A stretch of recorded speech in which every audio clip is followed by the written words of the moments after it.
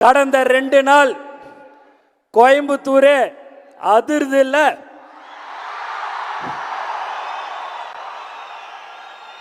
அண்ணன் ராஜ்மோகன் அவர்கள் சொன்னது போல சென்னையிலேருந்து இங்கே வர்றதுக்கு 1 மணி நேரம், ஆனால் அங்கேருந்து ஹோட்டல்லேருந்து இங்கே வரணும்னா 18 நிமிஷத்தில் வந்துடலாம். ஆனால் இங்கே வர்றதுக்கு 2.5 மணி நேரம் ஆகுது என்று சொன்னால் அதுதான் தலைவர்.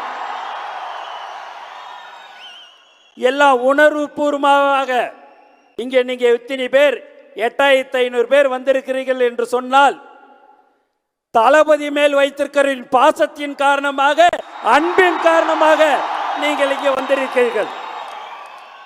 யாரு ஒருத்தருக்கும் ₹1 பணம் கொடுத்து கூப்பிடலங்க. மாநாட்டிலையும் சரி இங்கேயும் சரி கழக செயலாளர்கள் ஒருத்தவங்களுக்கு அந்த அடையாள அட்டையை கொடுத்தாங்க. அது கொடுத்து இங்கே வந்தவங்க அத்தனை பேரை நான் போய் பார்க்குறேன். நம்மளுடைய கரூர் மாவட்டத்தில் மட்டும்தான் ஒரு பஸ் ஏதோ பிரேக் டவுன் ஆயிடுச்சுன்னு ஒரு 21 பேர் வரலங்க. மீதி எல்லாம் 99.9% வந்த